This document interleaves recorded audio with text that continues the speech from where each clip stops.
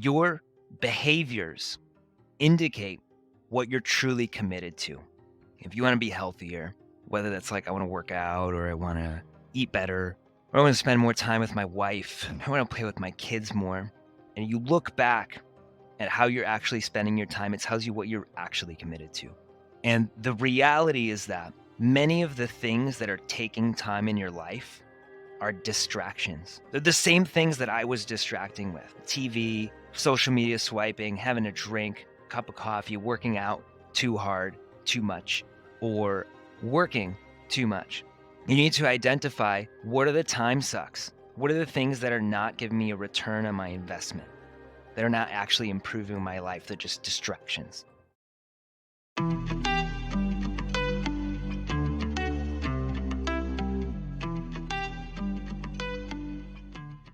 Robert, what's going on, dude? Thank you for coming to the show. Thanks for having me here, man.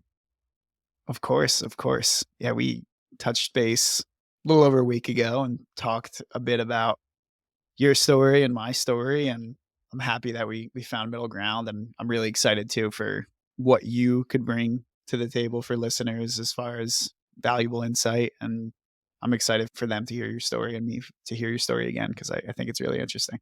Well, hell yeah. I'm always down to share. Cool. Yeah. So if you don't mind getting started with just introducing yourself, who you are, and how you got to where you are today. Yeah.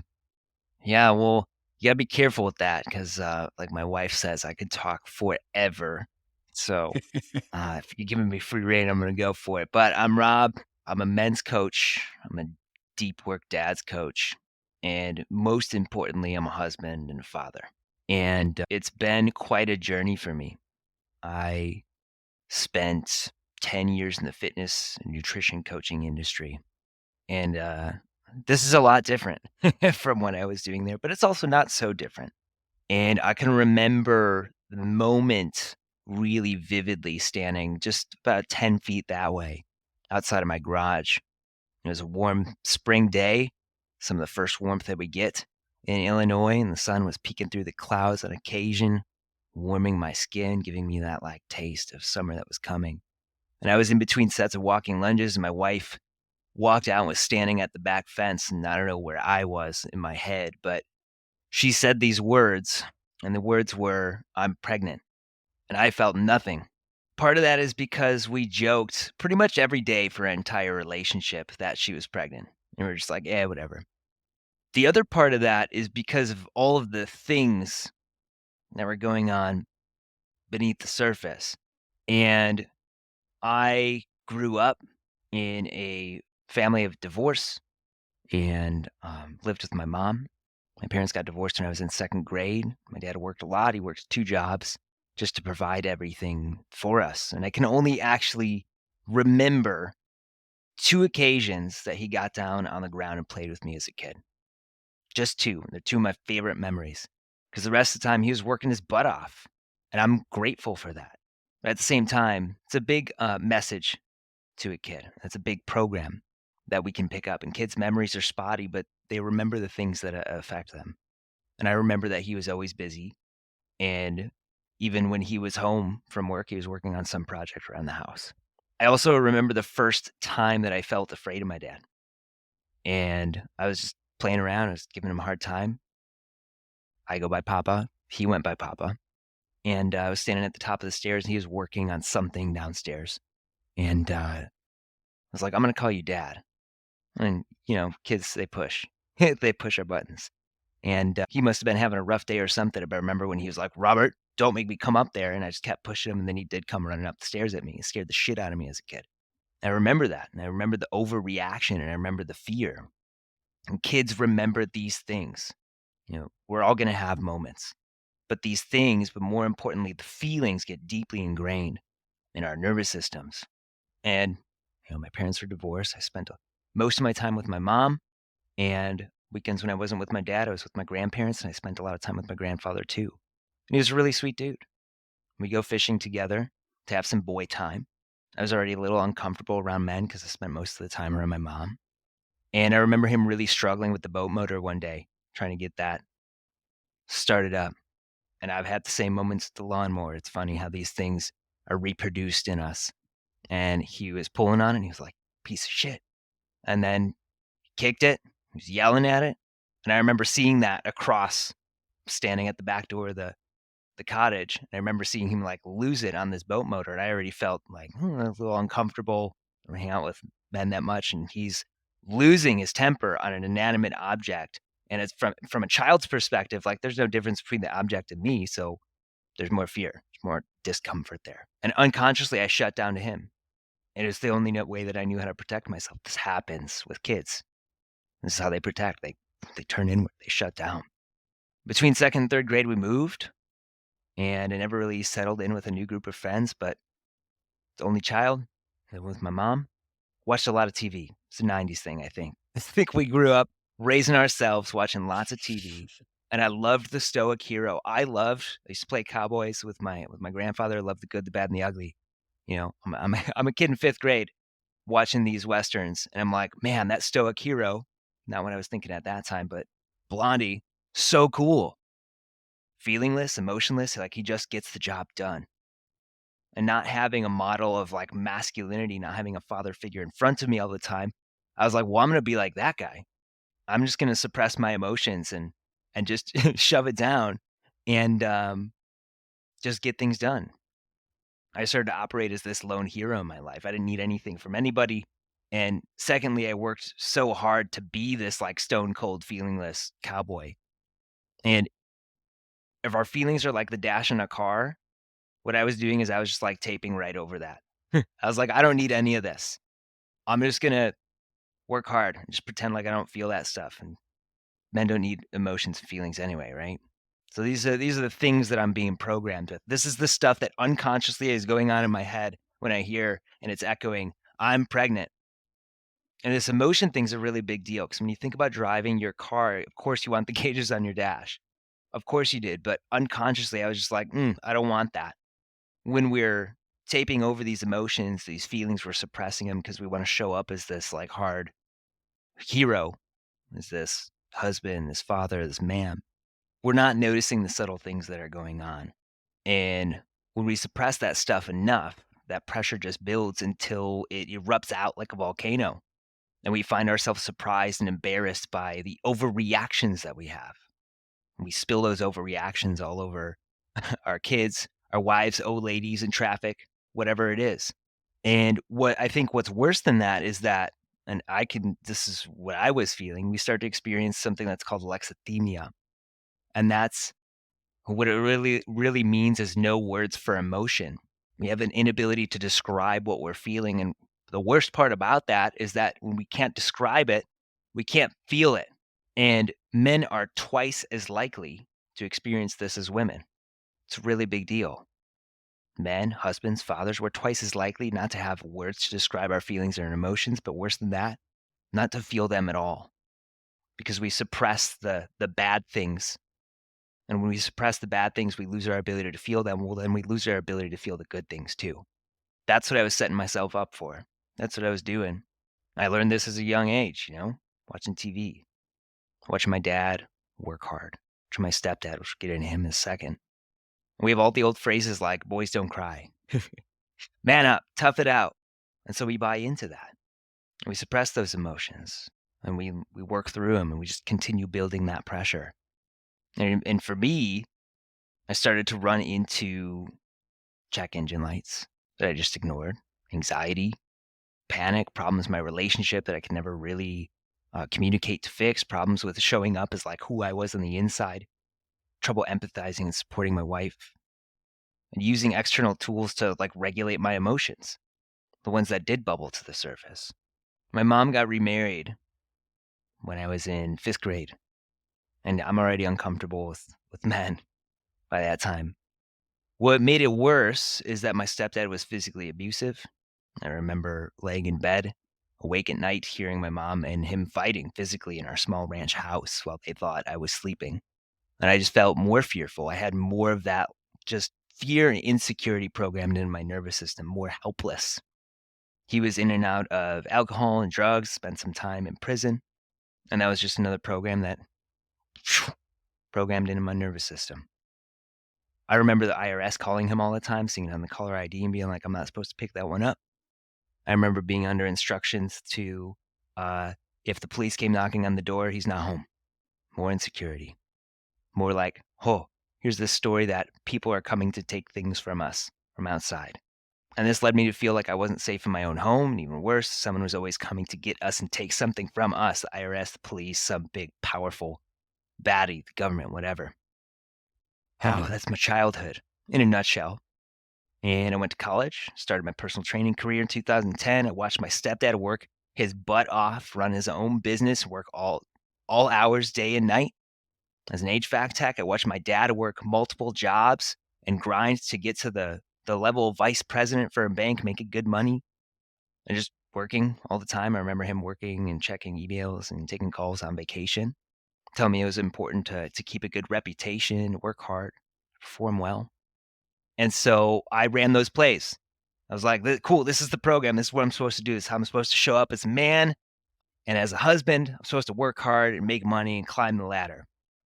I did that, and I worked really hard. I performed really well. And within 18 months, I was recruited into the role, into a management position to be an assistant manager in this big box fitness realm. I moved to a swanky club. I got in line to get developed to run my own personal training department. I had a cool title. I was making great money, especially for somebody in their 20s. I bought myself a car to fit in with everybody else that was driving BMWs and Audis and just running the program, living the dream, as we used to say to each other sarcastically there. I met my wife, bought a $12,000 custom engagement ring, proposed to her. We were going to get married and pay for it all ourselves. I was fit as hell. I was doing CrossFit training. I was competing in alpha showdowns, which are like CrossFit competitions, Spartan races. I ate cyclical keto and I was shredded. Everything was dialed in on the surface. But the 60-hour work weeks were starting to wear on me. But it's okay because I just had those gauges taped over. I was living the dream. So I thought I was living the dream I was supposed to be living. And I remember a time back when there was no alcohol involved whatsoever, when that volcano overflowed on me and I punched a hole in the drywall over some stupid disagreement with my wife. And she's like, I'm out. She walked out the door. I spent that whole night reckoning with the surprising repressed anger. No idea where that came from, right? I have the memories of my dad, I have the memories of my grandfather, the example of my stepfather, the things that we push away. We're still connected to them. They're so programmed into our nervous system. Whether you're going to out discipline that or not, it's in there. I remember that. I had high blood pressure for somebody in their 20s, excessively high blood pressure. I smashed caffeine all day just to make it through and like feel like myself. That's a really fashionable thing in the fitness industry. And I felt like an exhausted zombie. My brain would stop working. I would actually say things out of order. But, whatever. I'm just gonna keep grinding, keep pushing. And I'd lean on bourbon or a glass of wine in the evening just to wind down, grinding from 6 a.m. to 9 p.m. each day. I ate keto and fasted all week long, and then my wife and I would go out and binge drink on the weekends, smash a box of Girl Scout cookies at the end of the week. That was my carb refeed. Why? Because, well, that's a fitness thing. And then we would go out and have a great time on the weekends. We'd see each other for a couple minutes each night, just pass out on the couch to Jimmy Fallon or some other nonsense from being so exhausted. We just settled into this couch life. And in so doing, we developed a bigger chasm between us than ever, living the dream, right? Living that grind life, working hard, making money. We were further apart than ever. All from grinding to provide, climbing the ladder, and just living that dream. And I didn't acknowledge that it was a problem because really, external appearances, things were great until I was forced to. I took off work early one day, and I was on my way to pick up my wife driving on I-94 in Chicago to take her to a baseball game for her birthday, and my teeth were clenched. I remember digging my fingernails into the steering wheel, and there are ruts in there for me doing this all the time. My chest felt really tight. I was breathing heavy, and I worked out a lot, so I knew what it felt like to sprint. That's what my heart rate felt like. And it was in that moment, my heart's pounding out of my chest. I was trying to catch my breath like I was sprinting, but I wasn't. I was just driving my car and on the verge of panic. And for some reason, this was the moment that woke me up. This is the moment that I was like, holy shit, what I'm doing is not sustainable. There's something wrong. And my grandfather had quadruple bypass surgery by the age of 40. When he died, he was taking over 20 medications. None of them ever helped him. I watched him deteriorate. I watched the medical system fail him. And I was like, fuck that. I can do this on my own. I'm not going to take medications for this. And like so many men, I was leaning on these external things to manage my stress: alcohol and caffeine, TV, video games, 3 times a day porn. I'd even turn it on the drive home just so like I could feel something because I was so exhausted from grinding. Endless scrolling on social media, delicious food binges, hardcore workouts, and, well, workaholism, because that helps you feel less of the anxiety, less of those things that you're trying to tape over as well. And endless spending. It's like, hey, we can order this cool thing on Amazon. And that led us to, even though we were living the dream, over $70,000 of consumer debt. All those things hid the cracks in the foundation until they didn't anymore. And that's where I was sitting in the leather seat of my Volkswagen CC, that moment of panic with all of this shit going on. Despite on the surface, everything looked great. I was not fit to serve myself. Definitely not. That's why I'm experiencing panic at the time. I was not fit to serve my wife. Clearly, we were more disconnected than ever. And I definitely was not fit to serve any future kids that were going to be in the equation. Because the running, ranting, and raving 80-mile-an-hour lifestyle is not fit for any human being. And if we do not have deep practices to regulate ourselves, well, that's the life that we're going to live. Those are the programs that we're going to hand down to our kids. All that grinding, all that zombification, that exhaustion, all of the self-medication, the self-soothing, which you do that when you don't have the ability to regulate on the inside. All of the disconnection between myself and my wife, and then your kids too. And when you're living in that high stress, you're going to overreact to protect. It's not because you're a bad person. You're like, I'm going to show up as a really, I'm going to be a really patient and like loving husband and dad. But when you're under stress, you lose 80% of the blood flow to the thinking areas of your brain. So no matter how hard that you're like, I'm going to be more patient, it doesn't matter because you're going to drop into the program that we've evolved for over millions of years, which is fight. You can overreact at somebody, flee. You're going to blame somebody else. That's your fault, not mine. Psychologically running away from it, or freezing, just shutting down altogether. And all of a sudden we disassociate. And like physically I'm here, but mentally I'm somewhere else. I was living a secret story. I was living an inner life that was totally different on the inside than how it looked on the outside. And so many men, so many fathers, women, moms too, are living this. And I heard of this Wim Hof guy, and I was like, oh, he can influence his nervous system with breathwork and cold therapy. So I was like, I'm going to do that. I heard about the power of meditation for mental health. So I was like, well, I'm going to start playing with this. I was in the fitness realm. So I was like, I know how to train. I know how to build programs through sets and repetitions, volume and intensity, consistency. So I was like, I'm going to apply this stuff the same way. The breathwork, the meditation, and the anxiety started to subside for me. And I began to feel more calm. I could see that the ladder that I was climbing with work and all these things I was doing to live the dream that were programmed into me as a kid, that as I climbed that ladder, I realized that this ladder was against the wrong wall. This wasn't where I wanted to be. The program, the story that I was living was not the story that I chose. It was just something that I was given. This is something that we unconsciously do to our kids. I wanted to actually enjoy my life, not just grind it to dust for status. I went to meditation teacher training, yoga teacher training, breathwork training, heart math, stress and anxiety, all that stuff, because I was a trainer, so I needed to know all the science. And I wondered what the hell to do with all of the thoughts and the feelings that I was starting to become aware of, and stumbled onto this like system for pressure points to help me actually release the physical tension from my body, called emotional freedom technique. I learned that I could like put pressure in my body and downregulate the fear center in my brain. So I could actually work through this programming from my dad, my grandfather, my stepfather, all this other stuff, these limiting beliefs that I was carrying. And I could start to put new ones in. I could start to show up in new ways. And I started to piece this together into a system: breathwork, meditation, physical release in the body that I could train other people with, just like I could train them to get bigger biceps in the gym. People started to notice the changes, and multiple people at work, without discussing it, would, like, come to me and be like, "Hey, can I just stand next to you? It just feels good to be around you, it's really calming." And I was like, "Well, that's weird, but okay." And what I didn't realize at the time that I now know is that the heart emits an electromagnetic field at least 3 feet into the space around you. It's how your nervous system communicates with the nervous system of another living thing, or electromagnetic fields, Wi-Fi, all that stuff. Not their nervous systems, but the field itself. And what I have now learned is that by emitting that field, because I was calm inside myself, other people were picking up on that. I was creating like this little encapsulation, this atmosphere of safety. And now that I know that, I realize, oh, I can do that for my kids. That's what it means to be the rock for your family. That's what it means to be the lighthouse in the storm. It's not just like this rigid discipline thing, like, I'm going to be the rock.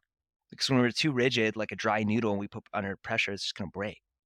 But what that truly means is that if we can create that safety in our nervous system through learning how to use our breath to create that feeling inside of ourselves, we create a field. It's called emotional energetics or relational energetics that influences all the people around us. I stumbled into this. And I ended up being this guy that was coaching the leadership, the management team where I worked. I was stepping down from all the positions and like, I don't want to be part of this anymore. My final boss at the end, I was like, hey, I'm not going to work more than 7 hours a day. I'm going to take a 1 hour break. She was like, well, the other managers, they're working like 12-hour days. Would you do that? And I was like, you're not hearing me. I'm stepping out. I'm making changes. Some of the brothers that I worked with, bodybuilders, athletes, started to come to me secretly and be like, hey, man, I really need your help. I've seen the changes that you've gone through. And these are guys that like have it all dialed in on the outside. They're ripped AF. They win bodybuilding competitions. Like the guys that we look up to, they're like, yeah, I want to train just like you. They're struggling too. And very soon, I was coaching in a way that was totally out of alignment with the health and fitness industry, what it wanted, but in a way that I could totally change lives, change my own life. COVID happened. And for years, I was afraid to start my own business. And that happened the next day because of all this resilience and safety that I created within myself. I was like, well, let's go. Started my own business, something I thought was impossible because of the fear, because of people are always going to come take stuff from me. I started training people how to build this inner strength through the breath, through the five senses, through self awareness. I got word that I was laid off indefinitely, and I was just like, whatever, I'm just going to keep going. And a few months later, I'm standing next to my wife outside the garage. She's saying, I'm pregnant. All this stuff was going on unconsciously underneath the surface in that moment. And I said to myself what I say to myself in all times of uncertainty now, which is, let's fucking go. And all the stories about what fatherhood and even motherhood is started to flood in.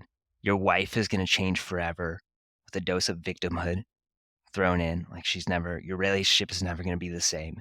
You're going to be so tired. Dads are useless for the first year. Say hello to your dad bod. You're not going to be able to work out anymore.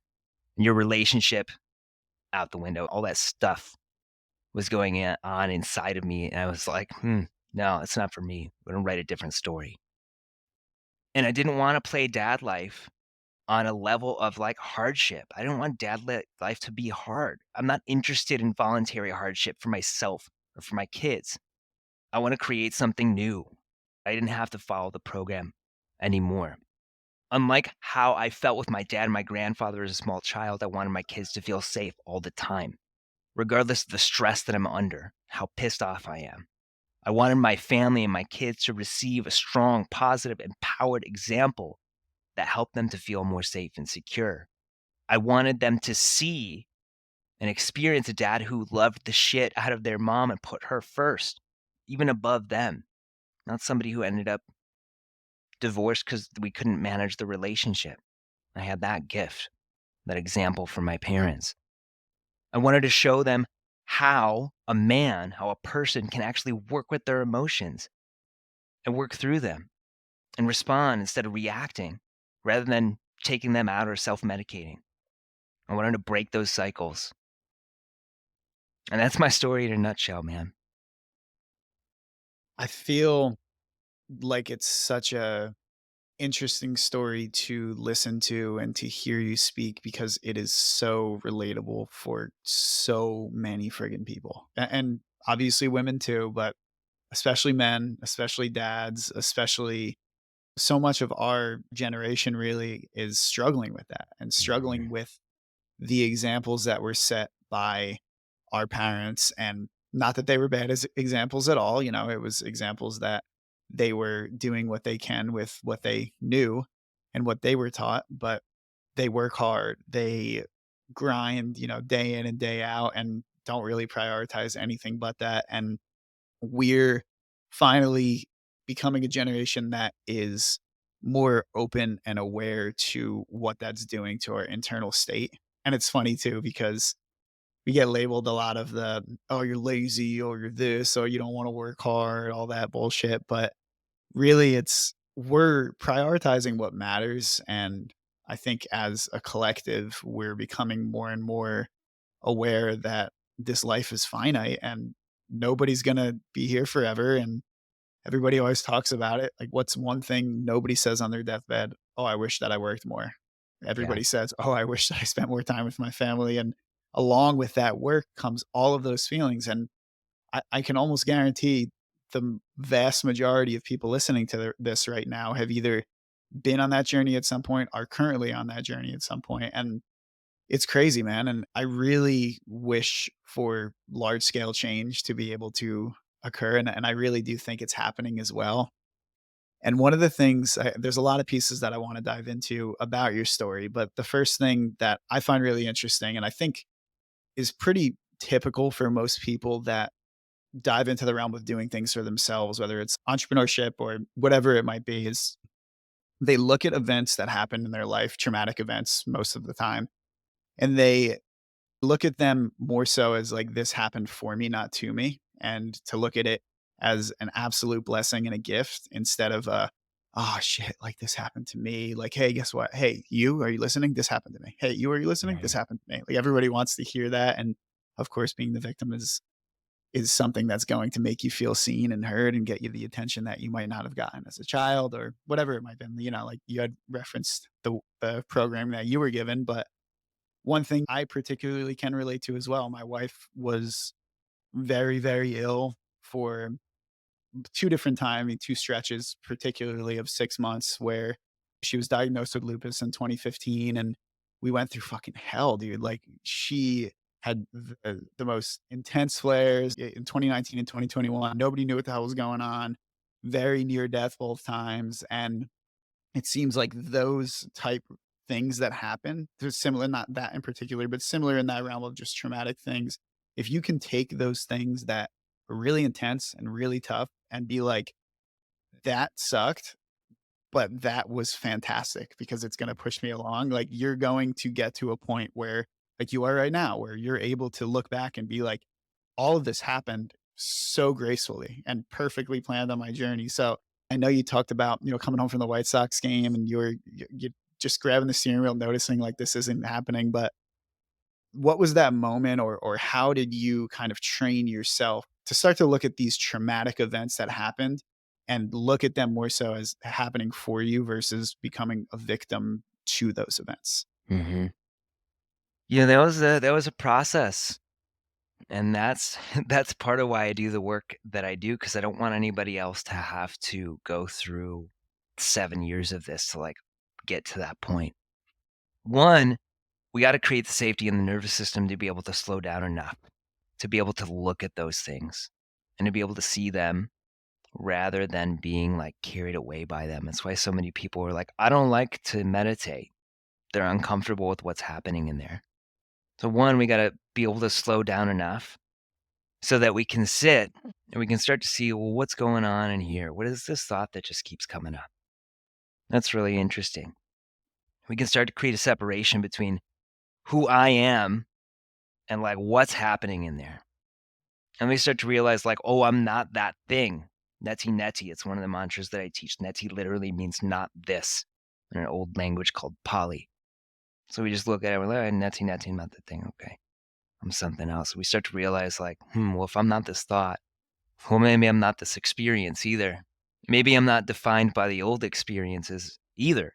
And maybe, yeah, once we develop that awareness, one, we've got the, "Ugh, I feel super calm, I'm safe." Two, we develop the ability to see like, okay, what's happening in there that's metacognition.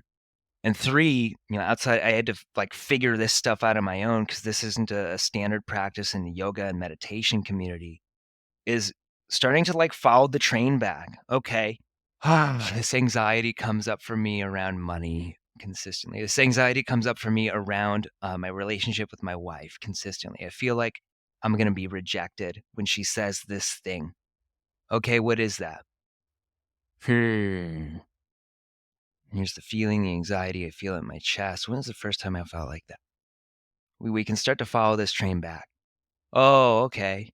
I remember in 7th grade when I was playing with Sam, and man, I had the biggest crush on her. Uh, and all my buddies were there. We were all playing, and they just told me to go home. I felt this rejection. Oh, okay. This is the first time I felt like that. That's really interesting. Then we can start to get to the root of like, well, what does this believe? What is this thing deep on the inside? And how is this showing up for me?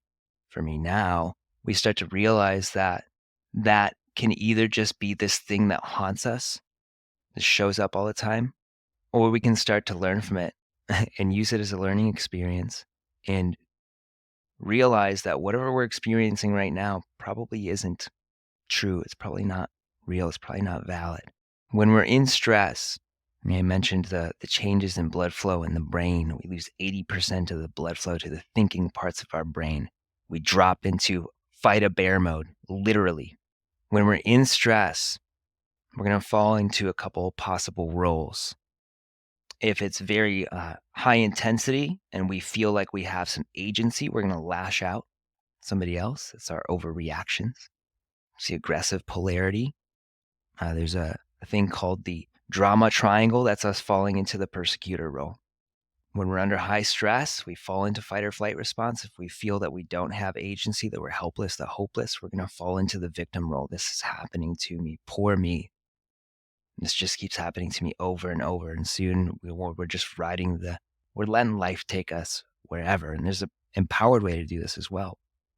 And we tend to lean into rescuers. This is the self medication that I was talking about. But if we can center ourselves through our breath, any other practices that work, if we can be present enough to like see, okay, here's this thought of anxiety again. I remember that from when I was in 7th grade. That's really interesting. Okay, this is happening. We can drop into a practice that pulls us out of stress. We can start getting blood flow back to that thinking part of the brain. We can become able to respond to the situation instead of reactive and just going with whatever happened. And when we're in that emotion, I'm anxious. This thing happened to me. It's like a Final Fantasy skill menu opens up. I only have access to these attacks. I only have access to these thoughts, these words, and these actions. We're literally possessed by the emotion. It's energy in motion. It carries us.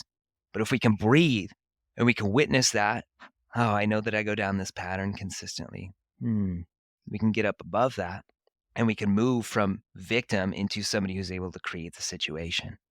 It's not just a mindset of like, oh, this is happening for me versus this is happening to me. There's actual practices that you can do in your body to be able to move from that drama place, victim, persecutor, rescuer into something higher.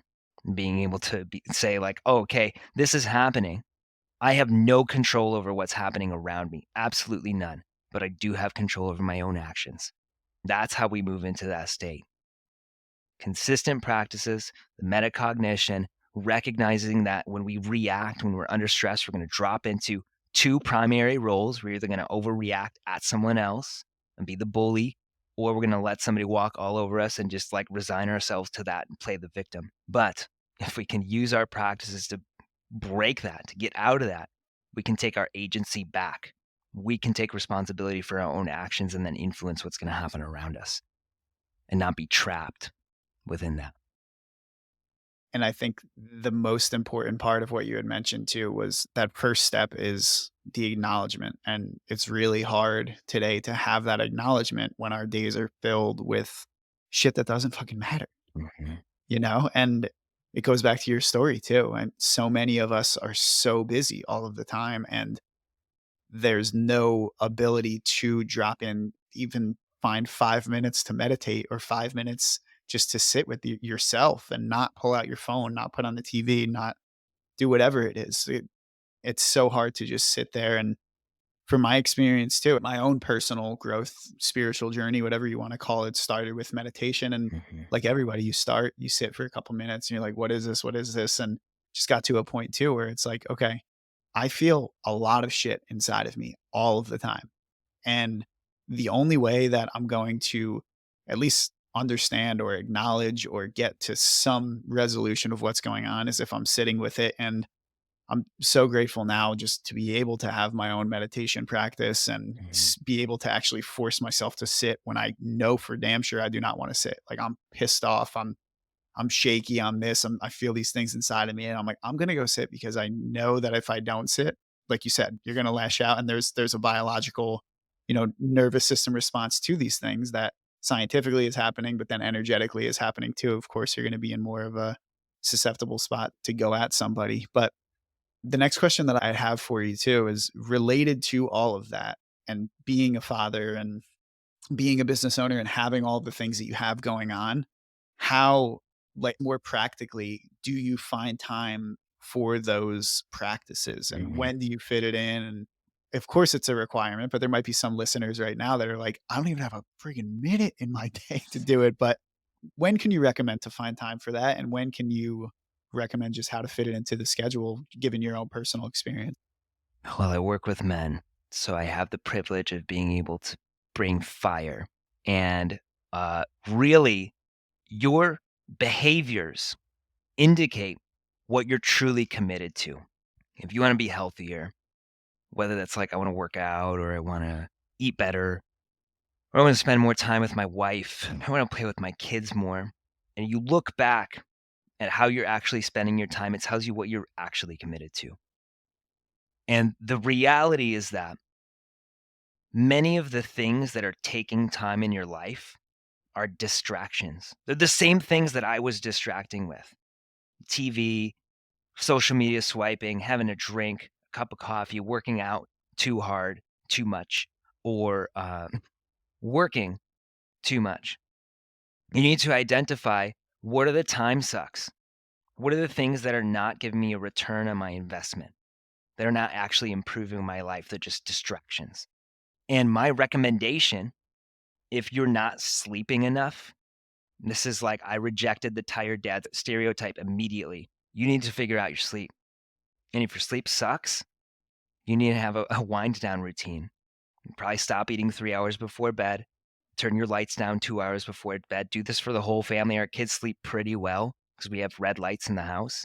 And you're like, wow, that's got to be crazy. Try it. 1 hour before bed, phones off. Sleep better. Sleep more deeply. I'm somebody who went from 1 hour, or not 1 hour, 1 minute of deep sleep per night, which is ludicrous, to an hour and a half from implementing these practices and just taking a hot shower before bed. We are very strict, not strict, but we're very like serious and sincere with our bedtime. I'm in bed between 8 and 9. Why? Because I get up at 4 a.m. Why do I get up at 4 a.m.? Because I have 3 hours before the rest of the family is up and I get to be of service to them. And in those 3 hours, I do the things that are most important for me to show up as the pillar of patience, presence, empathy, connection, and power that my family deserves. So if you're like, I really need to be meditating and doing breath work, you don't have to get up at 4 a.m. But maybe the rest of your family gets up at 6:30, you get up at 5:30 and you get an hour. You have to get your sleep in order to do that effectively because regardless of how sexy the grind culture is, like get up early. You don't need that much sleep. It's a biological fact. You need 7 to 9 hours of sleep. And if you want to test that, do it for 6 months and then go test your testosterone levels and let me know how that's going. You'll know as soon as your sex drive takes a dive. And if you're like, what's a sex drive? You're already there now. So you need to sleep better. And this is me bringing the fire to you fathers, to you men here. Like, you need to be getting up before the rest of the family because we owe it to them to do this work so that we can show up for them at 100%. And if you're like, I'm so stacked I don't have time to do that. Do you have 60 seconds somewhere? Put your phone down or go on there and look at how many hours you spend on Instagram or anything else and set aside that 60 seconds to drop into breath, meditation, shaking, doing push ups, whatever. Those are my answers. And the second that you start, even for a second, literally, the practice builds because you notice how significantly different you feel when you do and don't do it. That it doesn't matter even if you go to bed a little bit later one night and you're like, oh, damn, do I really have to get up at 5:30 today? You're going to have that experience from that 1 second, 2 seconds, 60 seconds that you started with, and you started to lay that foundation that when you get up you're going to change the outlook of your entire day. And I'm currently at the time of my life where we're in a bit of a transition and things are kind of hectic. And regardless, I still find the time. But there was a time where I was working a 9 to 5, and Mhm, I would get up every single morning, an hour before my wife, and this is before our child was born. And I would go sit out on our lanai, and I would just sit there for an hour, and regardless, there would be days where I would sit there and, I'd have just the most profound meditations and the things that you picture when you picture meditation, and other days where I'd just be literally thinking about one thing and not stop thinking about that one thing, but then at least I was like, "Hey, I sat with that for an hour, I'm not gonna take that shit into the rest of my day because if I didn't sit there, I probably would have taken that one thought into mhm. my entire day." So yeah, I think your recommendations are fantastic and super valuable to anybody listening. But just for anybody that's on the fence of starting and wondering the benefits that you could get from it, start for a little bit, stick with it. The consistency is key with everything, like you had mentioned in fitness and self work, whatever it is, the consistency is key. Give yourself 60 seconds a day, and then I promise you, you'll go upward from there. Yeah, Yeah. and, we're doing it first thing in the morning, you sparked something in my brain, and we can always consult the book of knowledge, but I think it's somewhere upwards of 90% of our thoughts are repeated from yesterday. Really good because I don't wanna have to learn how to drive a car again. Like, this is really useful. This is a biological thing, it's an evolutionary thing, it's good. 80% of our thoughts, we can consult the book of knowledge if we need to, are negative, negativity based. Why? Well, 200,000 years of our human evolution, 198 of those, well, let's say 190 if we're talking about 10,000 years since we left our tribes. We had to worry about, like, when I wake up, is there going to be an animal that's going to eat my family? This is a very real reality. Is there a tiger behind that bush that I'm walking past with my kids? This is a very real thing we had to focus on. And the only reason you're here is because your ancestors looked for those things. Is there a tiger behind that bush? They were worried about this shit. This is why you get stressed out about a piece of paper, mail that comes to your door, the phone call. Somebody's knocking at your door. What do? You probably go hide, right? This is something that we've been conditioned to do. We have this negativity bias. This is highest first thing in the morning when your cortisol is high, when you're in higher stress. Your brain goes into beta brainwaves. That's the brainwave of high stress, of get shit done and automatic functions. You're cut off from everything else. You're cut off from flow state. You're cut off from deep connection. And so if we do our practices first thing in the morning, we literally this is this is why I'm such a nerd for this stuff and why I was like just the yoga teacher training at the temple, meditation teacher training wasn't enough. I need the science. We literally change the brainwave state and we bring ourselves we turn on alpha brainwave flow. We get access to theta and delta, our unconscious mind. All of a sudden we're all synced up and we break out of the negativity bias and we break out of the incoherence of stress first thing in the morning when that is the highest. And then all of a sudden, you get to show up as that pillar for your family the rest of the day. You can either train it or you can just stick with the programmed pattern. Me, I know that I've evolved to be in that high stress state first thing in the morning, probably predisposed to be a little bit more reactive, especially if things aren't going the way that I want them to in my morning routine. But if I can drop into that meditation and breath first thing in the morning, I can create the centeredness in my nervous system that I'm being hypnotized and lulled into stress with all this over stimulation that we live with, all this overbooking, all this stress that's in the media. And I can literally change my brain waves to shift out of that high beta stress state into a brainwave state of deep connection instead. That's why it's so important to do it in the morning. Whether you have one breath or 1 minute or 1 hour, it does not matter. A really important thing we work with, I teach the sustain shift reset protocol for all my practices inside of the Uncommon Dads Accelerator, inside of Rise. If you want to create a long-term change in your nervous system, whether it's breath work or meditation, give me 5 minutes. If you want a more impactful change, give me 20. If you want to create a temporary shift, you can do anything from one breath up to that 5 minutes and change your nervous system, change your brain waves for the next minutes or hours. And the more you practice that, the more it becomes who you are. Because Mike Tyson said it, everybody has a plan until we get hit in the mouth. This is life. Life hits us in the mouth all day long, especially as dads. Our kids have ulterior motives. And when the shit hits the fan of your life, you're going to drop to the level of your training. So if you're doing this stuff, you're going to drop into that breath. You're going to drop into your metacognition, aware of your reactive responses in your body in the moment rather than allowing them to carry you away. And instead of reacting, you respond instead. You become response able. That's what responsibility means, the ability to respond in the moment appropriately.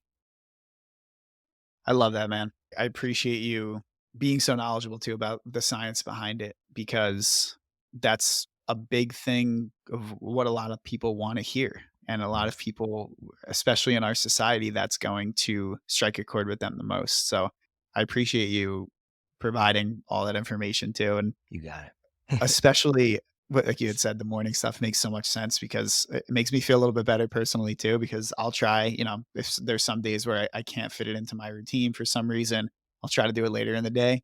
Dude, I could just tell the difference. I Mhm. almost always late, especially if I do it after 5 o'clock, I'm falling asleep. I'm like, God Yeah. damn it. I was supposed to stay with myself. But yeah, because usually on those days where I don't have time to do it in the morning and I try to do it later in the day and I fall asleep, well, it's because I was not making a priority and I was making work and other things a priority. So I was really seeing what mattered most to me that day and Yeah. it was becoming loud and clear. But Yeah. yeah, When I skip it, I have like a 2-day window.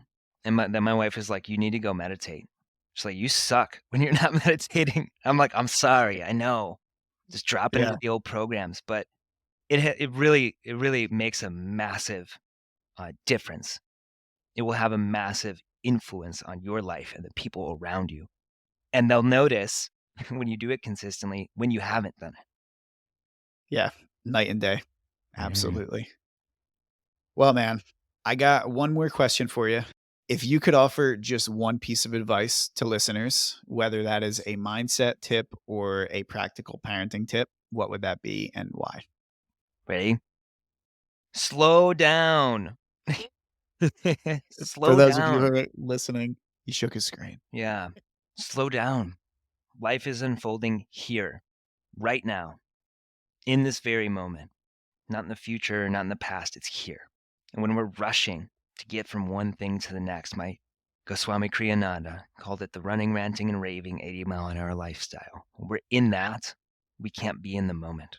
And when you're not in the moment, you miss out on all the cool stuff that's happening around you. The breeze in the trees, I can hear a bird.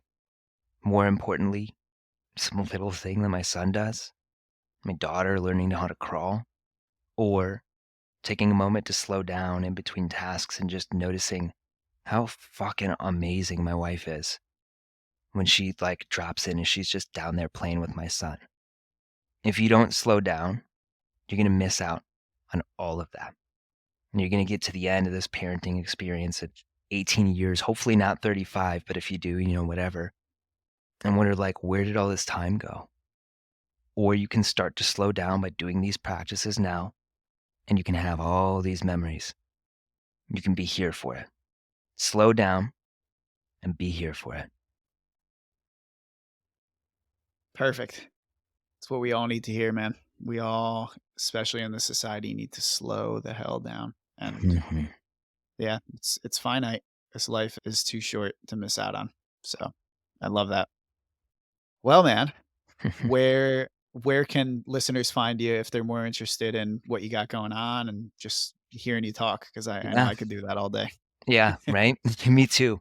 Instagram is the best place to find me, the Uncommon Dad. Got a ton of content up there. mini trainings. Most importantly, whatever you're there for, just shoot me a DM because I'll direct you where you need to be. Or I'll just be like, hey, man, let's get coffee. Let's just chat, see what's going on. Talk about the tools you need to implement, talk about the training program. So, The Uncommon Dad on Instagram. You can go to the website, uncommondads.com. I've got the whole schedule. We've got open men's groups on there, opened up the Uncommon tribe to all men and dads that need support or just sharpening of the edge this year as well. So, Instagram, The Uncommon Dad, or uncommondads.com. I love it.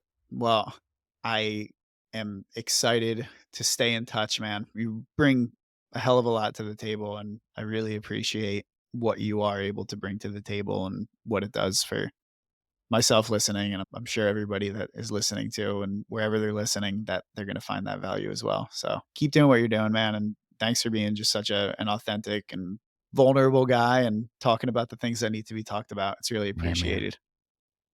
Appreciate you. All right, everybody. Much love. We will see you next time. Thank you so much for listening to this episode. I hope you guys enjoyed it. If you did enjoy it, please subscribe, leave a review, and share the show with a friend. Inside the Tide is now streaming on all podcast platforms and YouTube, and links to the social media pages can be found in the show notes below. I mentioned it last week, but I'll soon be publishing my first book that provides parents more in depth content on why nature is important for your kids, along with almost 50 activities that you could perform with your children in different outdoor settings. It'll be available for purchase on Amazon, and I'll be putting the pre-order link and announcing the launch date on my social media pages soon. So be sure to keep an eye out for that. And that's about everything. Appreciate every single one of you guys for tuning in today and taking the time to listen. I will see you on next week's episode.